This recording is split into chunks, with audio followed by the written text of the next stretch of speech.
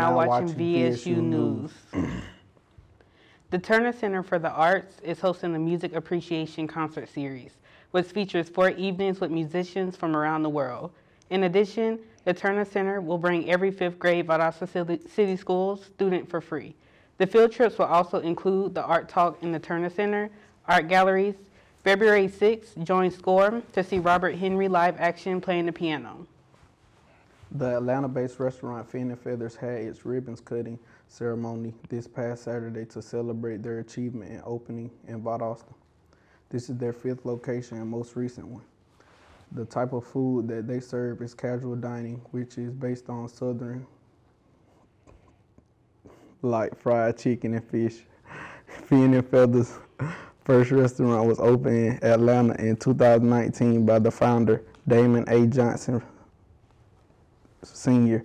In a statement of their Instagram page, Johnson stated, "Thank you to City of Valdosta and the Black Chamber Committee for welcoming us with open arms. We are excited to be here." For the past few weeks, up until the 10th of February, the Fine Arts Building is hosting a showcase art show. Facilitated by Professor Mark Arrow, the Valdosta National Annual Jury Exhibition presents Art Spoken, featuring pieces of representation and perspective of artists in the United States, not just Valdosta. Pieces were chosen from their storytelling, potential for challenging conversations, and their artistic vision. Head to the first floor of the Fine Arts Building to behold classical expressive compositions. Here's Jonathan Lindsay with more.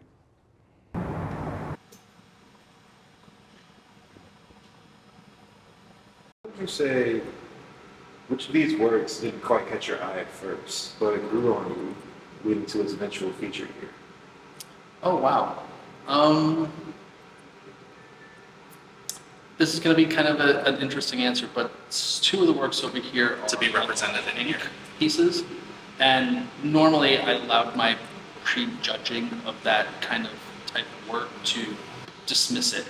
And what I really realized afterward is that the tonality of the work that the artist brought into it really speaks to the varied, tones of skin color that we're trying to address in the show.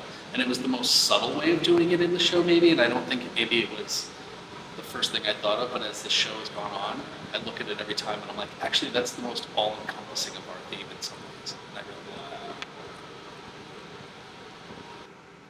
that. The Valdosta University baseball team is preparing for their first week of their 2024 season. The first game is against the Albany State Rams on the road, and the first home game on February 9th is against Florida Tech at 5 p.m. February 9th is the first of 3 matchups against Florida Tech, who play the following day on February 10th at 1 p.m. and 4 p.m. Make sure you visit Billy Grant Stadium and support your Blazers. Here's Louisa Garrett with the Hall of Fame. Valdosta State Athletics inducted 10 new members into their Hall of Fame. More noticeably, 2 former VSU football players, Cedric O'Neal, an NFL running back, and Kenny Moore II, Colts cornerback and captain. But the headliner was longtime athletic director Herb Reinhard, who served 32 years. He is now the most winningest director in all of Gulf South Conference history. In a place where knowledge and economics was on the rise, an unexpected shift occurred, echoing through the halls of higher education. As the economy soared, so did the cost of education. Tuition fees climbed higher, creating a barrier for many aspiring students seeking enrollment. The economic boom reshaped priorities. Students sought quicker paths to employment, redirecting focus from college enrollment to immediate career opportunities.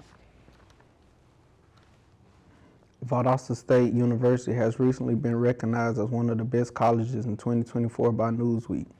In a survey conducted by Newsweek, thousands of individuals who earned an college degree online or through continuing education were asked to identify which institution they were chose for their online higher education. As a respected part of University System of Georgia, VSU offers approximately 200 academic programs, out of which 60 are fully online or hybrid programs. The university is proud to offer 8 of the most high-end degree programs. Here is Wyndham Drayton with more. I'm Wyndham Drayton with VSU TV. This past weekend, Valdosta State University held its first open house event of the new year, where prospective students got to view the award-winning campus, meet with academic faculty, advisors, financial aid, and more. Open House is a chance for prospective students to experience VSU's unique campus and culture. We sat down with VSU's Vice President of Student Affairs, Dr. Vince Miller.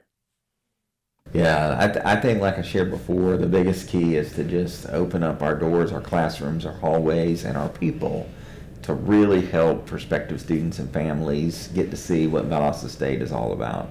I think what I watch and observe when families are here is that you'll watch them as they leave a session or a breakout or a welcome or even after lunch, kind of take in what it is to be part of Valdosta State. They're walking a little slower.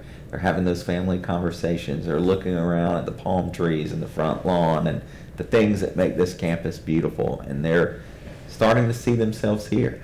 That becomes a reality for us, and when that we know that they feel that this place is going to give them the best education and give them the best student support and experience, then that means they'll come and be successful here. And that's what we want, our students to be successful and graduate from VSU. And for those who missed out on the fun, don't worry. Open House comes back to VSU April 6th. Parents and students can sign up on the website www.valdosta.edu. Reporting from the beautiful campus of VSU, I'm Wyndham Drayton with VSU TV. On January 29, 2024, some Florida schools are again heightening security and rising threats of violence and weapons on campus. They said kids were bringing some guns to school. This raises major concerns around schools because kids are a big priority. A couple of years ago, Valdosta had an incident on campus. There was a shooting involved. We'll keep in touch and see what happens. The National Speech and Debate Association celebrates Miss Pamela from Valdosta State High School as a to the prestigious Diamond Coach Award, acknowledging her outstanding dedication and contribution to speech and debate education. This marks her second Diamond Award, a testament for her remarkable career. Since its establishment in 1925, the National Speech Debate Association has been honoring both students and coaches for their remarkable achievements in the field of speech and debate. Here's Victoria Thomas with more. My name is Victoria Thomas, and I'm standing right in front of Housing and Residence Life in Hopper. Since 2020, since COVID, students have been doing more and more online classes. Students have opted out for online classes versus classes in the classroom because students have found that classes online are flexible and cost efficient. But because of this, schools and universities aren't receiving as much funding as they used to. I wanted to find out how this affected VSU students, so I decided to take a look and do some research. Come with me as we discover how online classes have affected the housing department on campus. Hello, my name is Harold Jones, and I am a housing supervisor here at Valdosta State University. How have online classes impacted demand for on-campus housing among students? I think that it has lessened the amount of students that we have here on campus because they are able to stay at home or stay where they're already staying to take the courses, so it's kind of hindering just a little bit of the student body or student presence that we do have here on campus as well as in our residence halls. How has the university responded to the changes in the housing demand caused by the transition to online learning? I think that they have combated it by pushing for more students to come to VSU and to live on campus, as well as housing, pushing our applications, as well as sending out reminders and little small trinkets to students and papers saying, hey, come to VSU, live on campus with us, enjoy the experience of living in a residence hall that you may not get living off campus or staying at home. Have there been any changes in the housing policies or regulations in response to the shift to online education? No changes that I can think of have come about with the shift and more students coming, or less students coming to VSU and going online. I don't think those policies will change because they're implemented so that students can be safe on campus as well as know what they need to do or bring to campus through the policies that we do have, so yes. Hi, my name is Kanisha McBride. I am a housing supervisor in the housing department at VSU. Have there been any changes in housing policies or regulations in response to the shift to online education? I think in the most recent years, there has been a few changes just as far as like still allowing students to stay on campus if they're taking all online classes. Before, if they were only just taking all online classes, they had to move off campus. But now we have shifted our policy to where they can take all online classes and still live on campus. So that was one of the changes that we've made to ensure, like, yes, you're taking online classes, but you can still attend and live on VSU campus. Have you noticed any changes in the housing preferences of students due to the shift to online learning? I haven't noticed many changes. I think students still want to be in private rooms regardless. So it's not much of a change when it comes to switching to online classes, but I think they do prefer to be in private rooms rather than being in a room that they would share with other students. Okay, perfect. Have there been any discussions or plans to repurpose or reallocate university housing resources in light of the online trends? I think because this is now becoming a more popular thing of students preferring to be online, these discussions are starting to happen, but there hasn't been anything that's been implemented for us to make sure that those resources are staying for our students regardless of the shift in students wanting to go online. So there has been discussion, but there hasn't been anything implemented as of yet. Hi, my name is Victoria Thomas, and this is VSU News. In a bid to foster community bonding and raise environmental awareness, residents of Valdosta and Lowndes County are gearing up for the annual Mayor and Chairman's Paddle on March 2nd.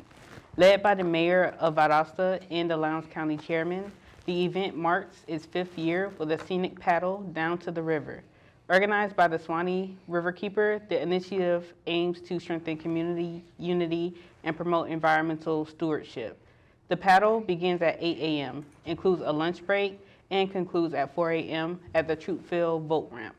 Tickets are available for $30 per boat, payable online or on site, with all proceeds supporting vital river conservation efforts. For further details, visit WWALS Outings. With the 2024 president election right around the corner, the Valdosta Daily Times have asked their readers to share their views through a short survey. This survey, provided by Community Newspaper Holdings, asks participants to share their gender, age, range, party affiliation, and candidate preference. It also provides a variety of issues and requests to participants to choose from their top 3 that matter to most of them. The link in the survey can be found on ValdostaDailyTimes.news/news. Here is Kyle Hawthorne with more. This is Kyle Hawthorne with VSU TV. I'm standing outside the Lowndes County Board of Elections, where there has been a great increase in the need for poll workers. Poll workers are needed in every precinct in the county. I had the chance to sit down with Assistant Supervisor of Elections Tiffany Linkschweiler, and this is what she had to say. And the need for poll workers is, we're about half short of how many we need. We need probably about 200 more people to come in. A poll worker needs to be someone who lives in our community. They need to be residing in Lowndes County. They need to be at least 16 years old. Other than that, anybody can be a poll worker. The jobs that we have run everything from manager to security. We have everything in between, everything from people helping out with scanning and helping people just navigating the process of voting. Becoming a poll worker is really simple. You just come in and we have an application for everyone. You fill it out, and if you have any preferences, what area of Lowndes County you'd like to work, which precinct, we can accommodate those things. Right now we're working on training, And we'll be doing training for the next 3 to 4 weeks. And training can last anywhere from 2 hours to right about 8 hours, depending on the position you are. The training is very intensive, so that way we make sure that you're able to answer the questions from the voters and help them. Poll workers play an essential role in the election process and once again are extremely needed this election season. With VSU TV, I'm Kyle Hawthorne. On Monday, February 5th, a police officer tried to stop a truck southbound on I-75 around 2:40 p.m. in Cook County. This resulted in the man running out of the truck and into the woods during a heavy rainstorm. Due to the weather, the search was called off, and the man succeeded in getting away. The search resumed on Tuesday, where the man was spotted on M.J. Taylor Road and taken into custody by deputies. The charges against the subject are not yet available. Stay tuned for more information. Valdosta, Georgia's Tree Commission is distributing trees that were by the UCF Community Forestry Program grant. Over 620 trees placed in containers with educational materials will be provided to communities that are experiencing low tree canopy and environmental issues. You can request for a tree to Angela Bray, Valdosta Tree Commission, P.O. Box 1125, Valdosta, Georgia 31603. Thank you for watching VSU News.